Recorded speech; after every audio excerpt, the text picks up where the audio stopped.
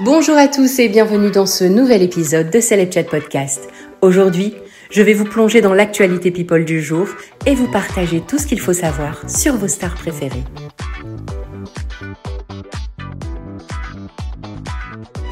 Ah, le prince Andrew, le frère du roi.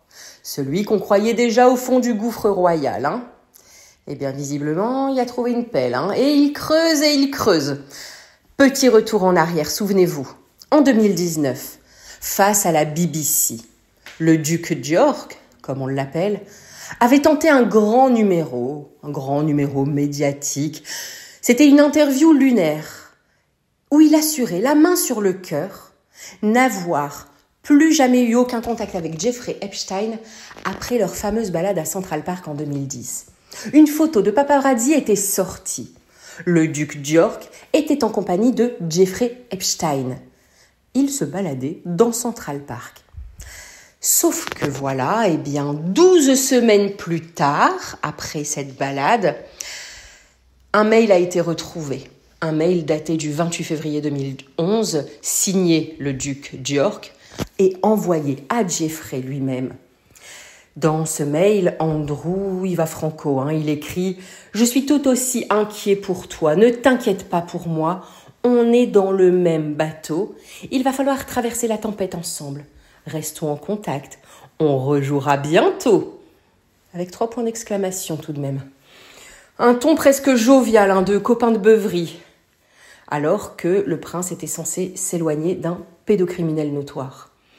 Ce mail aurait été envoyé juste après la publication de cette photo.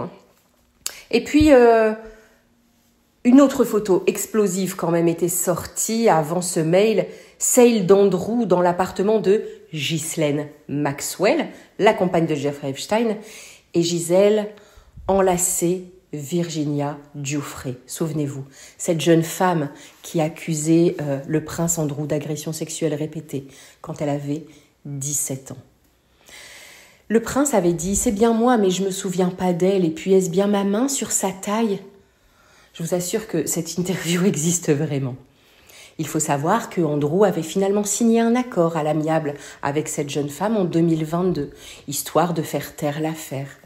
Et puis, tragiquement, Virginia s'est suicidée en avril dernier, cette année où il y a 41 ans, épuisée, comme le disaient ses proches, par le poids des agressions. Et parce que le malheur aime la compagnie, la très célèbre Sarah Ferguson, l'ex-femme d'Andrew, se retrouve elle aussi éclaboussée. Le mail révèle qu'elle aurait gardé contact avec Epstein, malgré ses déclarations publiques jurant le contraire. Un mail a été retrouvé où elle écrit « Ah Jeffrey Epstein, je sais que tu es déçu par moi, je te présente mes excuses les plus sincères. Tu as toujours été un ami fidèle, généreux et exceptionnel. » Je vous assure, on dirait The Crown, mais la version trash, vous savez. Résultat, le roi Charles III commence à perdre patience, à juste titre. Il avait été accusé de laxisme envers son frère. Aujourd'hui, il a décidé de frapper un peu fort. Andrew et Sarah seraient désormais persona non grata aux fêtes de fin d'année. Et surtout, invités à rester invisibles lors des prochains événements royaux. Une chose est sûre, à la maison d'York, les couronnes brillent moins que les scandales. Affaire à suivre. Faustine Bollaert n'a pas gagné le cœur de tout le monde avec sa nouvelle casquette d'animatrice des enfants de la télé. Depuis qu'elle a repris le fauteuil, ça grince un petit peu du côté du public. Faut dire que le départ de Laurence Boccolini n'est toujours pas digéré. Et en plus, les audiences, ça décolle pas. Un an plus tôt, Boccolini faisait beaucoup mieux, largement mieux même. Donc forcément, certains crient à l'injustice, d'autres parlent de revanche. Et Faustine alors, elle en pense quoi de tout ce bazar ? Elle était invitée dans On refait la télé sur RTL et elle a mis les points sur les i. Alors oui, elle sait que Laurence Boccolini a été blessée et elle le comprend. Mais elle ne veut pas non plus se flageller en direct. Elle rappelle qu'à la télé, les chaises tournent vite. Elle dit même « c'est la vie de la télé ». En gros, si elle n'était pas là, ça aurait été quelqu'un d'autre en fait. Et puis, ce poste, Elle le voulait depuis des années. Faustine insiste sur le fait qu'elle n'a aucune animosité envers Laurence Boccolini.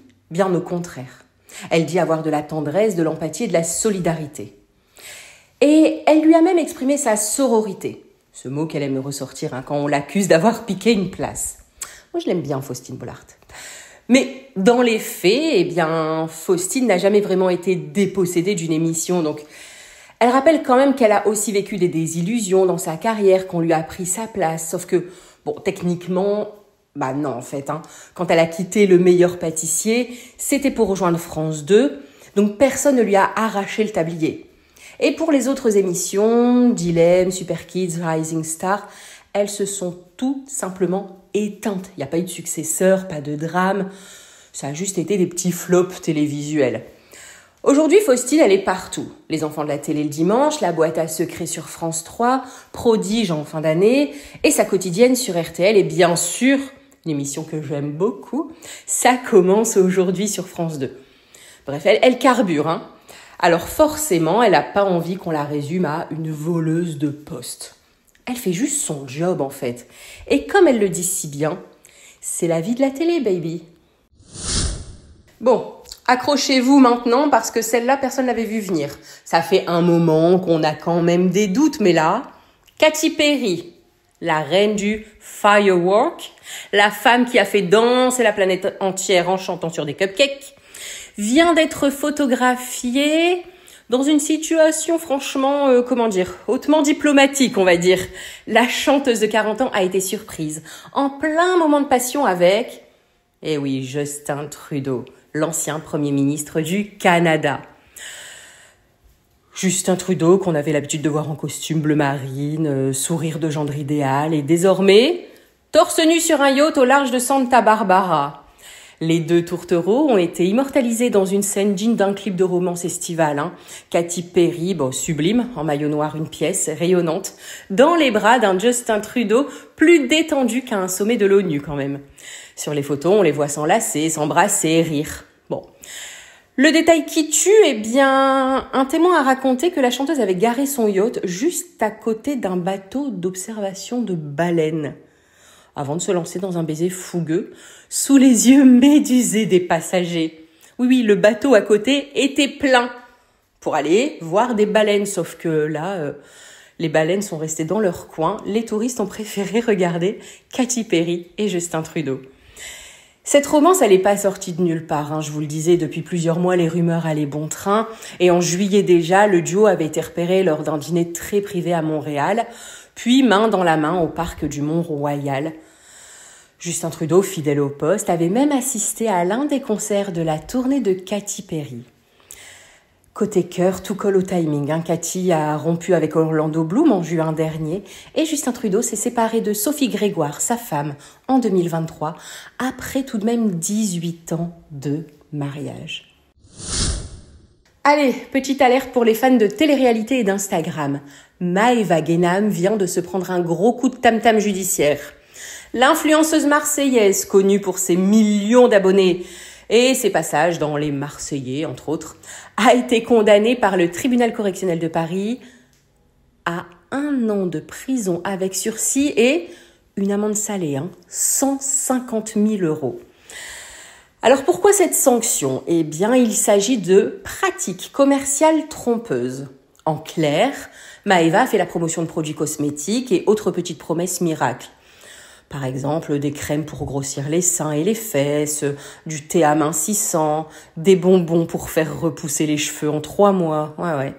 Ou encore des conseils pour gains assurés au paris sportif. Mon Dieu. Et dans tout ça, elle ne précisait jamais qu'elle était rémunérée pour ses posts, ce que la justice considère comme trompeur. Certaines vidéos lui auraient rapporté jusqu'à 1 500 € chacune. Rien que ça. Le tribunal a aussi relevé d'autres astuces marketing douteuses, par exemple des formations soi-disant gratuites en soins esthétiques, des méthodes de blanchiment de dents à l'américaine ou des promotions de vêtements, toujours sans signaler son intérêt commercial. Bref, la fameuse transparence obligatoire sur les réseaux sociaux, pas vue chez Maëva Guénam. Maëva, bien sûr, n'était pas présente à Paris pour sa défense. Sachez qu'elle se trouvait à Dubaï parce qu'elle est interdite de quitter les Émirats pour un litige encore dont son avocat n'a pas précisé la nature. Elle a toutefois refusé une transaction proposée par la DGCCRF qui lui proposait une amende un peu plus clémente de 120 000 €. Maeva, elle, reconnaît s'être un peu emballée avec ses placements de produits et précise qu'elle n'a jamais investi dans les produits financiers qu'elle promouvait.